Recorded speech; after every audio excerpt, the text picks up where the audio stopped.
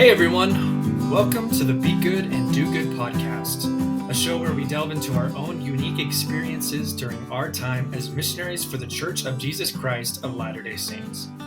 I'm your host, Jake, here alongside my brother and co-host, John. John, how's it going? What's up? How you doing, Jake? Good. It's been a good first week. Yeah. I feel like, I'm starting to get the hang of this whole podcast thing. Yeah, I felt really good after our first one. Now here's on to our second one, right? So it's only downhill from here. I hope not. Yeah, I know. Hopefully we can keep this momentum going. But, how was your week? Everything good with your week? Yeah, no, things have been good. I've definitely been thinking a heck of a lot more about my mission, which I feel like is a good side effect of this podcast. Yeah. I don't know. Oh, you want to know something crazy? Yeah, tell me. I realized that today is the 6-month anniversary. Oh, you're laughing, so it seems like you realized the same thing too. I was thinking about that today as well, and also in preparation for this podcast. Yeah. So yeah, for those listening, today is the 6-year anniversary of the day I entered the MTC. So we're obviously going to release this on Monday, the Monday following. But as of right now, as of recording, it is June 7th. And so I entered the MTC June 7th, 2017. I got a message from my MTC companion yesterday. We have like this, we have this little group chat on Facebook Messenger with me, him, and two of the other elders that were our roommates in the MTC. Yeah. And it was like, yo guys, it's been 6 years. Like, how crazy is it? Where is everybody living? Like, what's everybody up to? So we kind of caught up. We kind of caught up a little bit during that message. So that's really cool, man. I'm very grateful for him for reminding me, because otherwise you would have had to remind me, and that probably would have been a little bit less, I don't know, just exciting on the podcast. So, but yeah, 6 years. Yeah. It's and what's crazy is today we're going to be talking about my first week in the MTC, or our first week in the MTC, I guess. So it's just, man, like it just has come full circle. So I just think that's so appropriate. Well, you know what's interesting is that if we continue with this podcast each week, and I know we're probably planning on doing different segments or like different podcast episodes that are related to our missions, but have different subject matters. Yeah. But like if we continued with it, it would follow your mission pretty much to the line. Which is crazy. Like, we did not plan this by any means. No, we didn't. Just like, we were just like, as soon as we had all of the equipment and all of the ideas and everything together, we're like, okay, let's get started this week. But it just happened to line up perfectly. Well, and what you're not thinking is my mission started on the 11th, which when this podcast airs, which will be Monday, it'll be one day after I started my mission 15 years ago. It'll be lining up also with yours, just kind of a week behind, sort of, except not really at the time of releasing. The whole timing of it is a little bit confusing, but we're recording this a week in advance. But it's, I don't know, man. That just makes me feel like this is divine intervention written all over it. God is just like throwing us a little bone and being like, here you guys go. So it's really exciting. Just to be able to talk about this kind of stuff. When people ask us, we can just pretend like we planned it this way. It's like the stars are aligning. Whoa! Yep. Exactly. No, I totally agree. So just to kind of recap last week's episode, we talked about the days and weeks leading up to our mission, right? We talked about the highs, the lows. In my case, there were definitely a lot of lows leading up to the mission. We had to leave, behind girls that we had developed relationships with. We had to, in my case, just deal with a lot of stress and anxiety. Well, I don't know if you remember pent up emotions on my part. Yes, exactly. Pent up emotions on your part. There was just all kinds of emotions on both of our parts. Flying every which way, right? Yeah. So, but one thing that we neglected to talk about, which is kind of crazy now that I think about it, just because this is such a prevalent part of Latter-day Saint society, or culture, I should say, is the mission call like opening and process, right? Yeah, receiving a mission call, the day that you receive it, are you gonna open it that the day of, or are you gonna wait Hmm. 10 days, 5 days? Are all of your family gonna be there? Is your whole group of friends gonna be there? It's just like, I for everybody, it's a different case, right? Yeah, absolutely. And I know my situation was very different from your situation. Both of us, however, do have one thing in common now that I'm thinking about it, is that both of us actually had physical copies of our mission call, which Oh, I actually lost mine. no, well, but you had it at the time, right?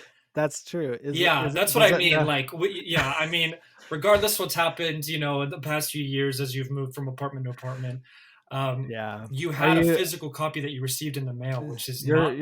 you're saying that because nowadays missionaries don't receive it in the mail, huh? They Yeah, receive it through an email, huh? yeah, yeah. Nowadays, yeah, they receive it through an email. During the time we served a mission, or just before, it was through a letter that usually came like, I don't know, 2 weeks minimum after you submitted your papers. Whereas during our parents' generation, they received letters in the mail sometimes months afterwards, right? Yeah. Especially places that were far away from Salt Lake City. Like our dad, for example, being from Peru, it probably took him. I actually have no idea how long it took him. Maybe I it took don't know him like, either. yeah, maybe we'll ask him after this podcast and We'll talk have about to it ask next him. week. But Yeah. I know that to listeners now who are either preparing to serve a mission or who are, um, I guess, relatively recent missionaries. Like, for example, my wife, I'm pretty sure she did not have a physical copy of Oh, her really? mission. Yeah, I'll have to, man, there's so many things that I should have asked before we started recording. Well, it's She's the probably stuff we listening through the door, honestly. And it's just like, psst, I received a digital copy. She'll put like a note. For those of you who are watching on YouTube, maybe there'll be like a little note in the little corner over here in this.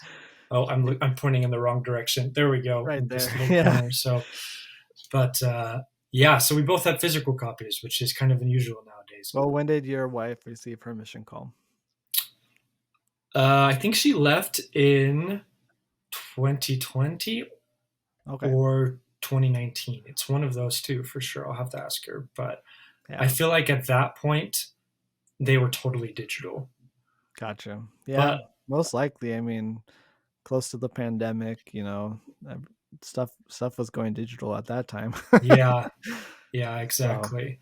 So, yeah. John, tell me a little bit about the process of your mission call, putting in your papers, as well as the opening of the mission call itself. I mean, I just remember having to do the physical. I don't remember the physical itself. I just remember having to get one. And yeah, going to my bishop and saying, "Hey, I want to serve a mission. Can you help me start filling out the paperwork?" And then it was just the process of filling it out. Pretty sure it was all online at that point still, like, because I John's got not my that old, is what he's I'm saying. not He's that not old. so old. He's not I, pre-internet. the It was internet online, I'm was pretty sure. the internet was out 15 years ago, but still, I mean, who knows? And and so I filled out all my paperwork online, and then I received my mission call a couple weeks before I finished my first year of college. So I was in Utah at the time. I think you were too, right? I have no idea, honestly. You were I mean, okay. What I remember is I don't. you I were have zero somewhere. recollection whatsoever of you opening your mission call, No, no, no, which no, is no. really sad. I'm not talking about where you were during my mission call. I'm talking about where you were Oh, during when your I mission opened call. my mission. Oh, okay. I was gonna say like, yeah, I don't remember at all. That's kind of disappointing. But yeah, no, I Yeah. wasn't. I was in Provo when I opened my mission Yeah. call. Yeah, so mine wasn't like, and this is very normal for me, but mine wasn't like everybody come and see my mission call opening. Hmm. I just had like this quiet time where it wasn't Zoom at the time, but it was some form of a video chat thing. Uvu? Question mark. Yeah, maybe. I don't know. What did you say? Voodoo? Voodoo? I think it's Uvu. Honestly, Uvu? this is like the predecessor of like Facebook Messenger and Zoom and everything. I just remember that Skype was really big at the time. Maybe it was Yeah, Skype. maybe. I don't know. I remember Brianna's mission call being Voodoo because I was like the two screens like Yeah, slanted. But maybe it was like cans and a string between Provo. And I'm just gonna keep I going don't at it know. with these old jokes. No, I'm not that old. No, I know. I'm just kidding. But yeah, so I opened my mission call through a video chat with my family, and I don't remember if I cried. I I do remember saying Spanish speaking mission, and that like made my dad really proud and everything. um and then there was one thing I was gonna say, but now I can't remember. So yeah, that was I know now I remember. So I do remember posting on my ward. I think I was in the 93rd ward at the time in Provo. Shout out to the Um, 93rd Ward. Shout out to the 93rd Probably ward. has a totally different like makeup now, but Exactly. you know who Maybe you are. and they we said, where am I going to serve a mission? And the funny thing is I got all these different comments about, you're going to serve here, you're going to serve there, you're going to serve across the world, you're going to serve in the States. But the funny thing is there were these two girls that were in my ward from Iowa, and they both said Des Moines, Iowa in their post to me. And when I finally like got my call, I like kind of ran to them and I'm like, "Hey, you were right." Yeah. So that was a really interesting tidbit. And not only that, but I saw one girl while I was on my mission, and I also saw and I met the family of the other girl while I was on my mission. So pretty crazy small world out there, you Yeah, know. Des Moines, Iowa is definitely not a common guess on like those big maps that people put up in their dorm rooms or whatever it might be. So Yeah.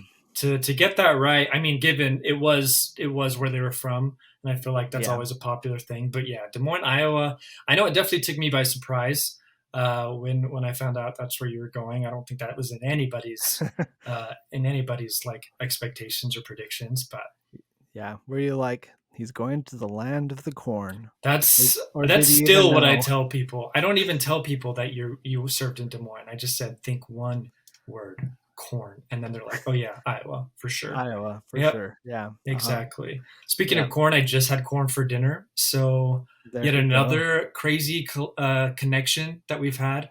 Um, Divine intervention once again. We're talking about Iowa. I had corn in my Yeah. tacos for dinner. So Yeah. um, Oh, and I wanted to say last week I was talking about the boundaries of the mission and the rivers. I was mhm. exactly right. I looked them up. I asked Google yesterday. I'm like, "Hey Google, what's the?" It's probably going to answer now. What are Yeah, the what are the rivers that border Iowa? And it said Missouri on the west and Mississippi on the east. So I was right. I'm sure our listeners are just. Oh, yep. There's Google. If you can hear the microphone picking it up, Google is now Then the river joins the talking about Missouri, which Iowa. constitutes the entire section of the state's border with Nebraska. Do you want a little more context? No. Oh, Google. Oh. Okay. I need to be careful. I need to be careful how loud I am, though, because maybe we have two of them in our house, and maybe one of them will pick it up. But Yeah. um, How about you, Jacob? How was your mission call so I don't opening? super remember like the preparation or the filling out of the papers. The one thing I remember is that I only had one wisdom tooth, which people like I tell them that and they're like, "You suck. I hate you," just because most people have to get all of their wisdom teeth removed in Well, preparation. I have no opinion about like how sucky people are that only have one wisdom tooth taken out, but I did have four Yeah, taken out in preparation for my mission. So and just I suck. I know. I've heard no, it. you I've don't heard it suck. plenty of times before. So I only had one wisdom tooth, and I did not need to get it removed. That's the one thing. Oh wow, That's that's the one. nice. Yeah, which our sister Sarah recently had her wisdom. She had one wisdom tooth removed. So they told me that it likely wouldn't cause me any problems for the rest of my life, but they also told Sarah the same thing, our sister. So I might have to get it removed at some point, which hopefully is never a reality. But when it comes to opening my mission call, I remember it vividly. It wasn't, I guess it was 6 years ago, a little less than 6 years ago, or more than 6 years ago. It was February of 2017. So I was still going to BYU, staying at Heritage Halls, Building 25, which I don't think exists anymore. But I invited our sister, Sarah, who I just mentioned, and my best friend, Braden, to come and witness my mission call opening, which was kind of different. Like you were saying, was kind of different from the norm, especially in Utah culture, but just all over the country and the world.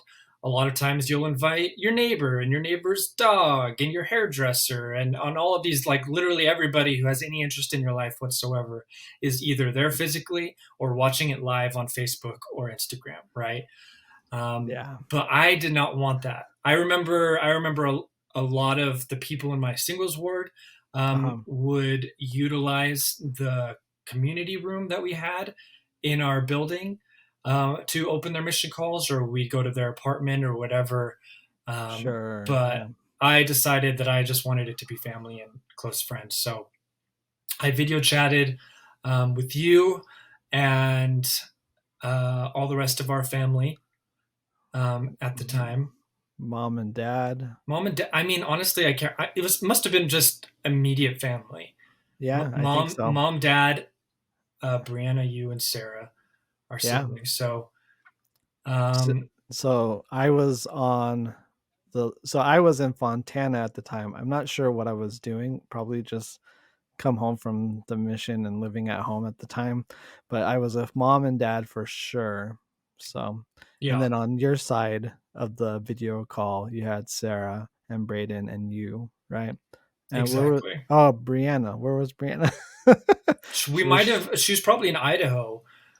She was married at that time. She was in Idaho. I remember seeing her because her computer was glitching and everything. In the video. But leading up to that, obviously we had the usual round of guesses, and I want to give one quick shout out to our brother-in-law Tony, because he earlier that day, before I had opened my mission call, had accurately guessed that I would be called to Pittsburgh, Pennsylvania, which is where I start my mission. So, it was insane. In fact, I actually still have the video from the time I opened my mission call. So I'm going to go ahead and share that really quick. Cool. I'm excited to watch. Yes. I have it pulled up right here. Okay. Dear Elder Gonzalez, you are hereby called to serve as a missionary of the Church of Jesus Christ of Latter-day Saints. You are assigned to labor in the Pennsylvania Pittsburgh mission. Yes!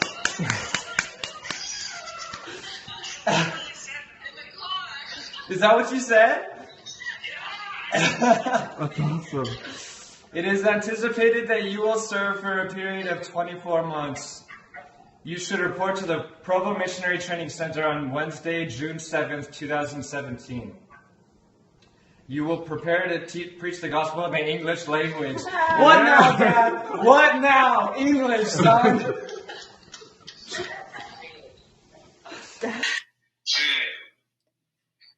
So as we've mentioned previously on this podcast, our dad is from Peru. And so he did not teach us Spanish growing up.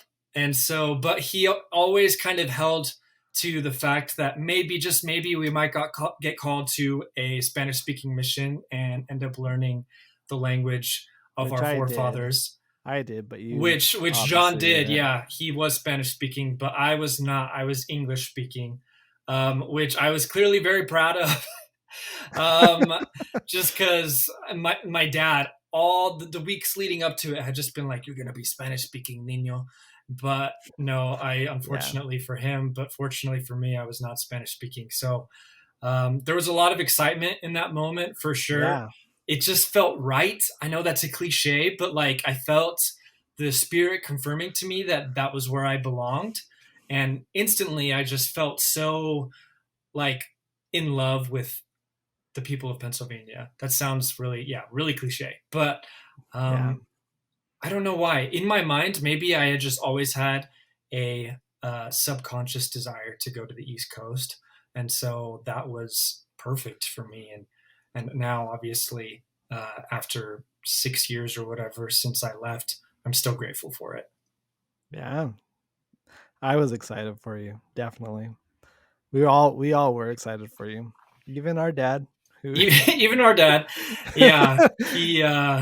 Honestly, listening to that again, it kind of makes me cringe that I was like so excited about not going Spanish speaking. But I maintain to this day that it was a blessing that I got to serve you with English speaking. So, yeah. So yeah, definitely. okay. The fun times for sure. Yeah, absolutely. Mission call, opening, reception, and opening, a major cultural landmark that we both celebrated kind of quietly. Yes. Yeah. But yeah, so for those of you listening, we're going to have a question at the end of the day, but I also wanted to pose this question to you guys that you could weigh in by, let's see, John, what are the ways to reach out to us? We've got our email. We have our email at begooddogoodpod@gmail.com. You can also leave a comment in if you're watching on YouTube as well.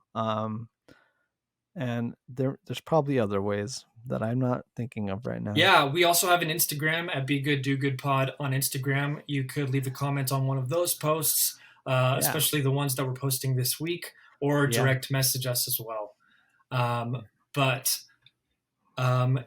us know what your mission call opening was like, if you're preparing to leave on a mission or something like that, or where you ended up going on your mission and how you felt about it. We want to know all about the emotions and ins and outs of what that experience was like for you. Yeah, we want to hear from you for sure about those things. Absolutely. So, for the rest of the podcast, we're going to be talking about our first week in the mission, which I guess is the first week in the MTC, right? At least leading up until we sent a letter the first time. That's how I went by it. Yeah.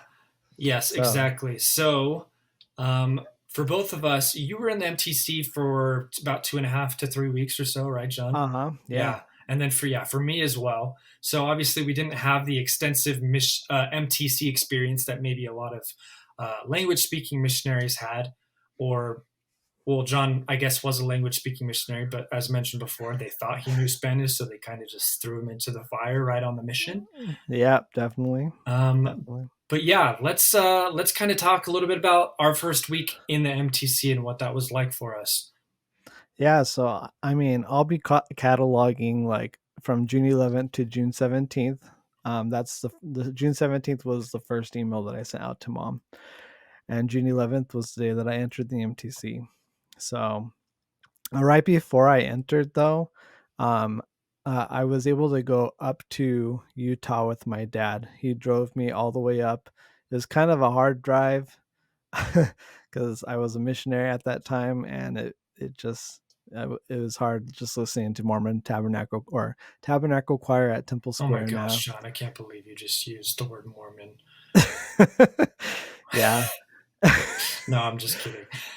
I remember one of the things that I remember though about that drive, or at least the stay in some of the places, besides staying at my granny and grandpa's house on the way up, was that our dad performed a blessing to us. And so if you are not a member of the Church of Jesus Christ of Latter-day Saints, people that hold the Melchizedek priesthood, which is the power of God given to man, to bless other people on the earth. My dad was able to use that power, and he performed a blessing on me. And I just remember like some of the things that he said, and one of the things that he said was that I would perform miracles. And I wrote in my journal, milagros, because the word for miracle in Spanish is milagros, and I think that's just such a cool word. Miracle in and of itself is a cool word, but milagros. And interestingly enough, I taught someone named Milagros on my mission that got baptized. So what the heck? That's like straight prophesying power right there. Also, interestingly enough, I have a Mexican restaurant about 2 blocks away from me called Milagros that has really good Mexican food. So oh yeah, double the prophesying power.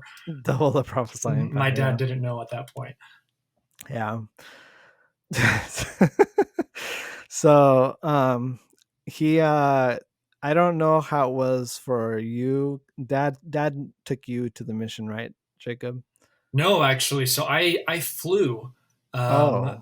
Yeah, so I had to say goodbye to most of the family at the airport in California. Oh, I totally remember this now. Yeah, and then I flew to Provo, or I guess Salt Lake City, by myself, and had to take the shuttle from the Salt Lake City airport to my sister's apartment, and she drove me to the MTC. Oh, okay. So did Sarah drop you off, or? Yeah. So the shuttle dropped me off at Raintree Apartments, which is where Sarah was living at the time. And I was just sitting there on her couch in my missionary attire, just patiently waiting. I think they dropped me off probably 3 hours or so before it was time for me to check in. Oh, so it was the day of. You didn't have to wait at all. Yeah, no, I didn't have to wait. And then I honestly don't remember. We have some pictures of us standing outside of Raintree that Sarah posted on her Instagram at the time. So I know that happened. We took photos at one point. I'll have to check those out. We went out to Wendy's, and then she drove me to the MTC. And I proceeded to bawl my eyes out. And I guess there was a lot of crying that went on that day, because I cried when I said goodbye to Mom, to Dad, to you, to our other sister and brother-in-law the day before. So definitely many tears were shed. But yeah. Yep. Tears are good, though.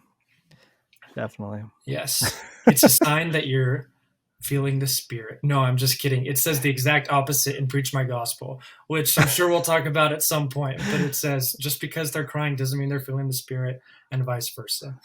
You'll have to enlighten me on that, because I don't remember reading that in Preach My Gospel.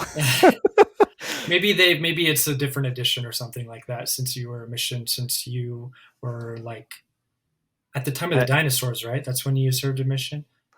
Oh, are we always going to talk about how old I am? At least during this episode, yeah. It's going to be a running joke.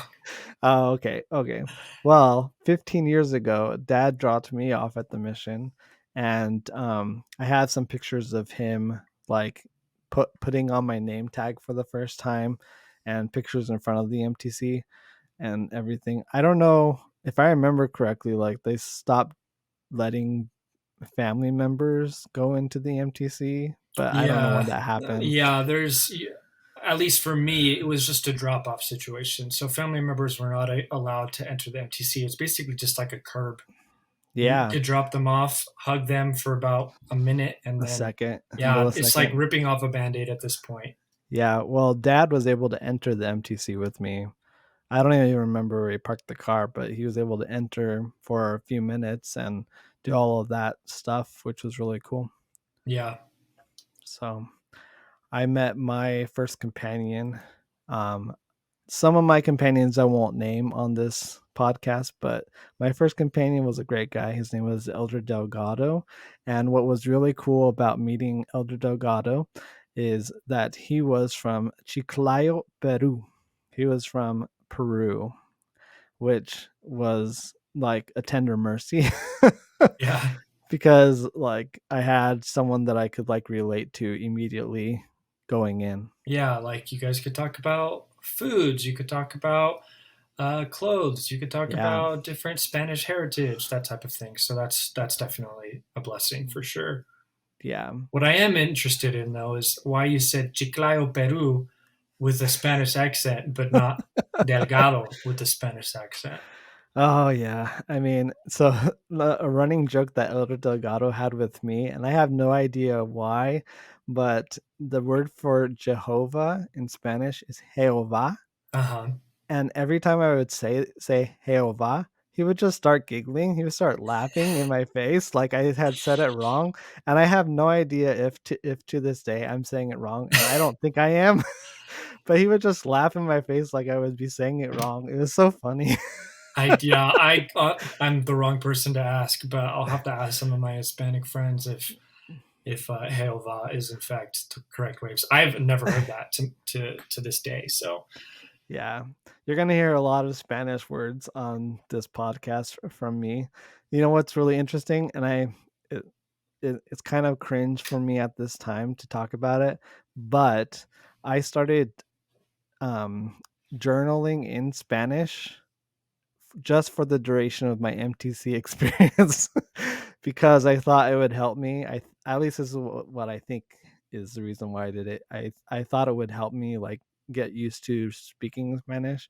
And the reason why I say it's cringe is because I look at it now, and if you're a Spanish speaker, because I left all the mistakes in my blog.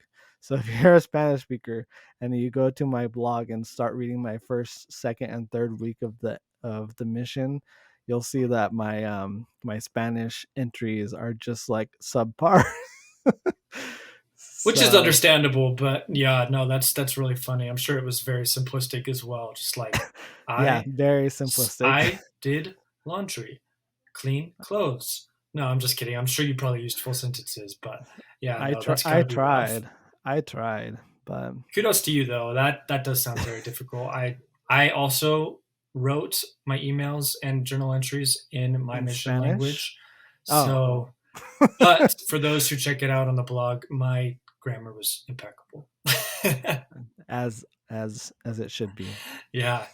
So I mentioned that I talked to my MTC companion actually yesterday. So Elder Hopkins was his name. He was from Oklahoma City, which I did not relate to. So that's a little bit different. But he was just a fantastic guy. We got along so well. To this day, we reach out to each other and catch up regularly about memories from the mission. So we had tons of. Sorry. So he was going to Iowa, right? Pennsylvania, you mean? I mean, sorry. Yeah, he was going to Pennsylvania. He was, which was actually kind of a rarity at the time that I was in the MTC. So me and him and two of the elders that we served with, two of the elders that were in our room, I should say, were going to Pittsburgh. But everybody else in my district was not going to Pittsburgh. And actually the two elders that were in our room were not even in our district. So that was definitely very strange. So it was nice though to have Elder Hopkins and have him be going to the same mission that I was, just so that I didn't feel totally alone, because there were other elders at the MTC who were going to Pennsylvania, but none of them were in my district, and I had very minimal interactions with them while I was at the MTC. So, well, the day that I left the MTC, it was just me and Elder Delgado that were leaving for Iowa, but we had another elder named Elder Mackey that had been there for the full 8 weeks, and then we had another sister, Hermana Beasley, that had been there for the full 8 weeks, or is it 12 weeks? I can't remember how long this day is, but anyways, those were the people that had gone to Iowa with me when I left, but I didn't know them at all until the day of the flight.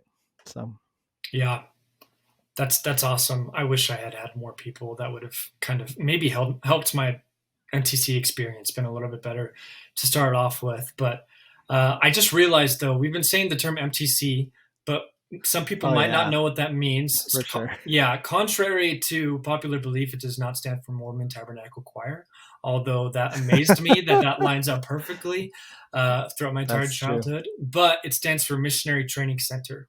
So before we go to our locations that we have been called to, like Pennsylvania in my case and Iowa in the case of John, we go to a campus in Provo, Utah, where the sole purpose is to prepare you to serve a mission, where they prepare you physically by teaching you like different techniques for living, but they also will teach you language, which is a big part of it, as well as skills to teach and to testify to others about the gospel of Jesus Christ. Yeah. And the interesting thing is there isn't just a missionary training center in Provo, but there are several other missionary training centers throughout the world. And usually they are located in the places that you're called to serve. Like I know that there is one, I think there is one in Mexico City. So if you're called to serve in Mexico City, the chances are that you'll fly to Mexico City for your missionary training center experience. But I know a good majority, and I know they were creating more and more missionary training centers, but a good majority went to the one in Provo. So yeah, it's definitely the largest, that's for sure. Yeah. And the one with the best food.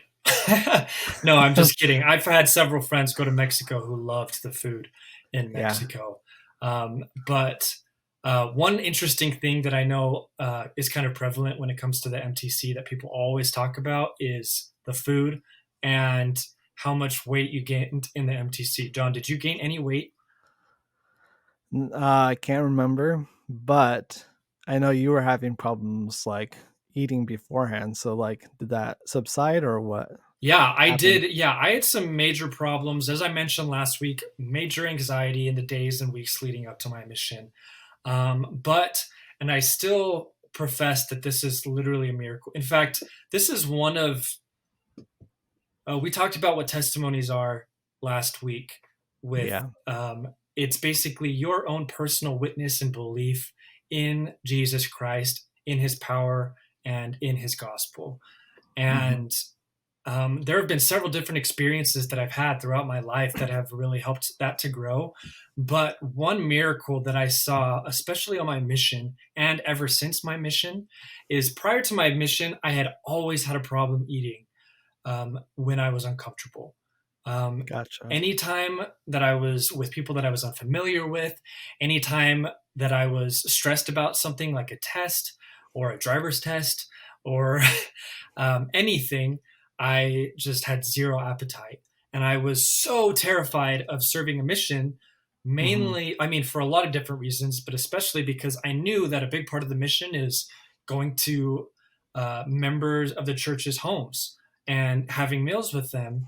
And what was it going to be like if I went to one of these members' homes and couldn't eat what they were putting in front of me, because some people might get offended or some people might judge me or whatever it might be. And then it just becomes harder for them to trust me or harder for them to want to listen to what I have to say. Sure. And so entering the MTC, I had so many problems eating even that day. But pretty much as soon as I entered the MTC and throughout the entire mission and going forward, like including today, that symptom and anxiety has practically disappeared. Which to me, like, you hear about all of these miracles in the Bible of, you know, people being granted sight who have been blind their entire lives, or people, the lame being able to walk, or whatever it might be. And this might not necessarily seem as miraculous to other people, but to me, that was everything. You know, it was one of the major fears I had with serving a mission, just gone, like practically overnight. And it's definitely a testimony builder to me of, you know, what God is capable of when we keep the commandments, as well as when we are doing everything that we can to honor and serve him. That's really powerful. Thank you for sharing that, man. Yeah, of course. I'm glad that like it wasn't just like it didn't just apply to your MTC mission. Like it's applied to you throughout your mission and then ever since. Yeah.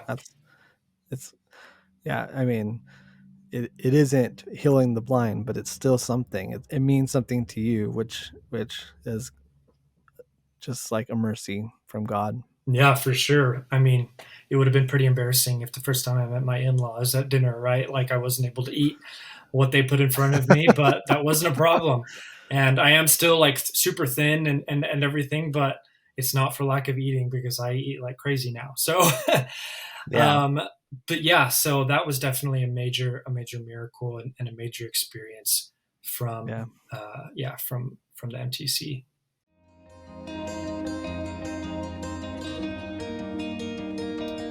Yeah. I really enjoyed the food at the MTC as well as the spirit. Dude, that transition though, that was impressive. No. Yeah, no, the spirit in the MTC, like just being with so many people that are there for the purpose of learning the truths of the gospel, so that they can preach it to the world. Mhm. And it's really something. Yeah, I remember, I think it was in the first week, I bumped into one of my friends that were from the elders quorum of the 39th ward. Shout out to them one more time. I thought was it not the 93rd ward? Oh no. Was it the 39th ward? This is the Mississippi, Missouri, Uh-oh. all over Yeah, again. I'm like fairly certain that we said 93rd ward earlier. It was 93rd ward. I just got it. Anyway, anyways, I bumped into him, and he had gotten called to serve in Japan, and I bumped into him, and he was just like speaking in tongues, and I was like, "Man, you're really committed." But he had already been there like probably 3 or 4 weeks, And he knew Japanese that well, huh? I mean, I don't know how well he knew it, but it sounded like it seemed like he knew it very well. That's awesome. So just like the concentration of learning that takes place there, it's like unreal. And I know, like I've heard in the past that so many different organizations throughout the world have looked at the MTC and the language learning skills that they teach there and the practices, and been absolutely amazed at how fluent and efficient they are at teaching language, and how fluent and efficient these missionaries become as they serve in that language going forward. For sure. And what do they attribute that to? They attribute it to the Spirit. Well, maybe not everybody. That's what they should attribute it to. That's what they should. Because that's the secret sauce. But this is secret sauce. Yeah. It's what the church attributes it to, though. Absolutely. We believe that God can bless us with diverse talents, right? And that's definitely one that. Yeah. And yeah, even during my mission, I feel like I had experiences where I was able to understand people, especially in Spanish. And obviously that wasn't my mission language. I was taught to speak, or I was called to serve and teach in English, but I felt like I was definitely able to understand a lot more Spanish than I was before my mission, which I definitely attribute to that as well. Well, the funny thing about that is, my wife, Sarah, she was called Chicago English speaking, and everybody that knows her, whenever they hear Chicago mission, they think, "Oh, you served Spanish." And no, she always says, "Nope, I served English." But she also had experiences on the mission where she used the Spanish that she knew and was able to communicate to the best of her ability, and like help people that spoke a different language that wasn't the language of her mission. Yeah. So and I've heard her speak Spanish, and I honestly didn't realize that she didn't get called Spanish speaking. So yeah, just add me to that list, because I would have assumed that she had done Spanish speaking mission. Yeah, no, and she's to this day she speaks better Spanish than I do. Although sometimes I think I have a better vocabulary than her sometimes. For certain words. Wow, way to throw her under the bus, John. No, I'm not throwing her under the bus. No, I'm just kidding. That's awesome, though. Yeah, that's really cool that she knows Spanish so well. Yeah. So, other experiences that I had at the Missionary Training Center, I remember being really eager to share my musical talent with people. So like to this right now, in the here and now, I'm going to become a music teacher, and like it was very apparent from day one of the Missionary Training Center MTC experience that I wanted to share my talents, and one of those ways was by playing the piano in each of the meetings that we had. And there are many meetings at the MTC. And I have like journal entries about how the speaker of the at the MTC stopped us in the middle of singing and said, "Hey guys, you gotta have the spirit of the song." What the heck Yeah, does that even mean? well, like call to serve. He's like, you guys aren't singing with this with fervor. You guys aren't using this hymn to its full capacity or full, You you aren't know, singing with the gumption. You're not the singing with the secret sauce the that is the secret sauce. spirit. Yeah, Those exact. exact words. Those were his exact words. And he stopped me. Not stopped me. He stopped the whole meeting 3 times while we were singing it and said, "Hey, come on, we got to sing better."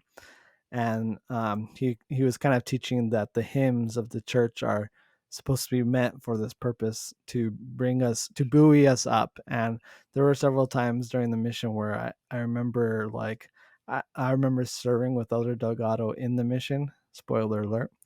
Um, and I remember singing, what song was it? Have you done any good in the world today? Have you helped anyone in need? I Dang. remember singing that with him. And it really raised our spirits up, because at the time we were kind of low. And it was Elder Delgado's um, idea to sing. So it was not even mine. It's interesting the things that missionaries do, like the inner Yeah. workings of the missionary life. Like nowadays, I would never be like, you know what, I really need to pick me up. I'm gonna sing "Demons" by Imagine Dragons. Shout out to Imagine Dragons. I'm wearing their T-shirt right now. Oh, nice. Yes, but no, like that is that's like the most quintessential missionary thing that I've heard in this entire podcast, is that Elder Delgado suggested that you sing a song to get the spirit back and to buoy yourself up, because Yeah. that's the type of things that you need to do in order to serve at your best, your best capacity as a missionary. So Well, I mean, it reminds me of one of my favorite. I have a lot of favorite hymns slash songs, children songs from church, but one of them is "Hum Your Favorite Hymn." mhm. And if on occasion you have found your language is in question, and that goes, "Hum your favorite hymn, sing out with vigor and vim." Anyways, you're gonna get a concert from me, by the way. Yeah. Also, if you don't know what vigor and vim is, get in line, because I have no idea. Actually, vigor sounds familiar, but vim, that just sounds like the name of like some alien in some like sci-fi movie. Yeah, yeah, But yeah, no. So, um, really quick, our MTC experiences were awesome. Like, if we could sum up the episode in one sentence, I would say the first week of our MTC experience, while very uh, jarring and different from just normal life, because you're yeah, doing something 24/7. Those days, those nights, I remember sleeping better than I ever had, just because I was so exhausted from all of the classes that I had to go to, where I learned how to teach effectively, or how to bear testimony effectively, or how to budget, or whatever it might be. I remember being super exhausted, but feeling super fulfilled as well. And we'll talk a little bit more about the MTC going forward, as we talk about the next few weeks of our mission. yeah. If I were to sum up my first week of the MTC in one word, I would say it was a challenge. And this is, I kind of wanted to talk about my first scriptural nugget with an experience that I had in the MTC. Um, on the Saturday before this first Sunday of the mission, I was feeling extremely overwhelmed. Like I said, when I first arrived at the MTC, I had just found out that I was going to be in the advanced class, and that was just like a huge weight on my shoulders because I felt like everybody else there knew Spanish better than I did, and I was struggling. I was like really struggling the first few days of my mission. Yeah. And I remember being in one of the classes at the MTC with my teacher Hermano Rojas, and he opened the scriptures and he was reading in Spanish, but I have it up here. He was reading in Spanish from Ether.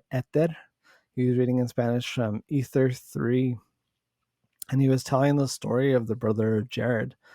And I think my mind just like focused in on this scripture, kind of like how Joseph Smith had that experience with James 1:5. If any of you lack wisdom, let him ask of God.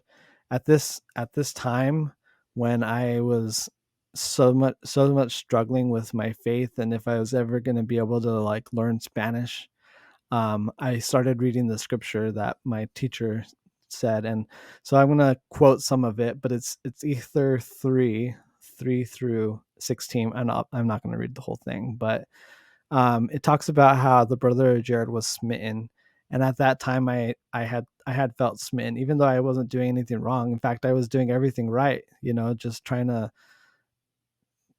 to learn and grow in the MTC experience. And so I related to the brother Jared, and he at this time he was gonna get the rocks to light up the barges. He wanted light for the barges that were going to cross the ocean at this time. And so he says, "And I know, O Lord, that thou hast all power and can do whatsoever thou wilt for the benefit of man. Therefore touch these stones, O Lord, with thy finger, and prepare them that they may shine forth in the darkness." And he says, "O Lord, thou canst do this. You can do this, Lord." And I felt like I was talking to Heavenly Father at that time, and I'm like, "Lord, you can do this for me. I can't do it on my own. I need you to help me build my faith. I need you to help me with my Spanish. I'm really struggling here." And then the brother Jared is visited by, or he sees the finger of the Lord, and his faith is so strong that he can see it. And Jesus Christ says, "Hey, why are you falling down?" And the brother Jared's like, "I saw your finger, Lord." And Jesus says, "And never has man come before me with such exceeding faith as thou hast." And I wanted faith like the brother Jared at this time. And he then says, "The Lord showed himself unto him."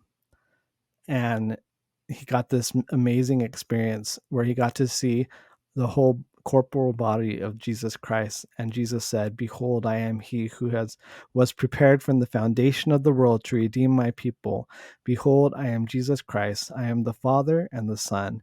In me shall all mankind have life, and have that eternally, even they who shall believe on my name, and they shall become my sons and my daughters." So this scripture like really touched me at this time, and I felt an extreme measure of relief and peace that I would be able to have a good missionary experience, and that I would be able to learn Spanish. And it like left me to tears. And I wrote in Mom's email, I said, I cried that day when I saw this scripture, but it wasn't the first time that I cried in the MTC. Up until that point, it's like every day had been filled with some measure of crying because of this. So I just wanted to share that scriptural nugget with all of you today. Yeah, no, for sure. Thanks for sharing. That's definitely a really powerful experience. And the MTC was challenging. Absolutely. And we'll talk about that more in weeks to come, but it's not necessarily a place that, while it is filled with the Spirit of God, there's a lot of learning and a lot of adversity that's going on there, because you're transitioning from what some might call, normal life to a life full of rules that you are unfamiliar with, filled with doctrine and information that you don't really know. And more than anything, you're forced to do things that don't come naturally to a lot of people. You're forced to converse. You're forced to present in front of other people. Basically, everything that comes unnaturally to introverts like me and you, or at least like me. I can't speak for you. I'm an introvert. Yeah. So everything that comes naturally to people like us, you're expected to do. Which is really funny because we're doing this podcast and putting ourselves forward. But we want to do this for everybody so that they can see, I guess, how introverts react to their mission. Yeah, it was freaking hard. But yeah, we'll definitely talk about that. But really quick, for my Preach My Gospel nugget, this is something that we neglected to do last week because I neglected to find one in time. But I wanted to talk about this little part of the Preach My Gospel, which is the manual that we learned from as missionaries. We kind of refer to it daily to learn skills and to brush up on lessons and that type of thing throughout the mission. One thing that it talks about there is our purpose as a missionary. Which is important in every single mission, but I definitely feel like it's at least a little bit more important in the Pennsylvania-Pittsburgh mission, because my mission president focused almost his entire curriculum on the missionary purpose. Anytime we needed to ask our mission president something, permission to do something, he'd always be like, what's your purpose, Elder Gonzalez? And then we'd recite our missionary purpose, and he'd be like, how does this fulfill your missionary purpose? And if we could come up with a way that it did, then he would normally let us do it. But if we couldn't, then there was our answer right there, right? So this missionary purpose is what we base all of our actions and all of our thoughts on as a missionary for those 2 years for men and 18 months for women. So let's see if I can do this from memory. I didn't write it down, but we would recite this every week in our council, our district council, and it is, our purpose is to invite others to come unto Christ by helping them receive the restored gospel through faith in Jesus Christ and His atonement, repentance, baptism, receiving the gift of the Holy Ghost, and enduring to the end. And so, anytime I wanted to take a nap instead of go out and knock doors or teach lessons, or anytime I wanted to, not shave because I was sick of shaving every single day, which is a requirement for missionaries in our church. I would think, what is my purpose, Jake? What's my purpose, Elder Gonzalez? How does this fulfill your purpose? Are you fulfilling your purpose to the best of your ability? How is this going to help me teach? How is this going to help me invite others to come unto Jesus Christ as I have come unto Jesus Christ? And so I thought it was fitting, with this being one of our first podcasts, to talk about the missionary purpose, because everything that we talk about going forward will be, our aims and our goals of fulfilling that purpose throughout those 2 years. Yeah, thank you. I was gonna make a quip about how you came up with like going swimming as one of your things, and your mission president being like, what's your purpose? Yeah, exactly. but no, I mean, which is another thing that we can't do on our mission, which sounds ridiculous to some people who aren't familiar with these mission rules. You can't, you have to shave every single day. No swimming. Swimming. Yeah, just all kinds of stuff that we're prohibited from.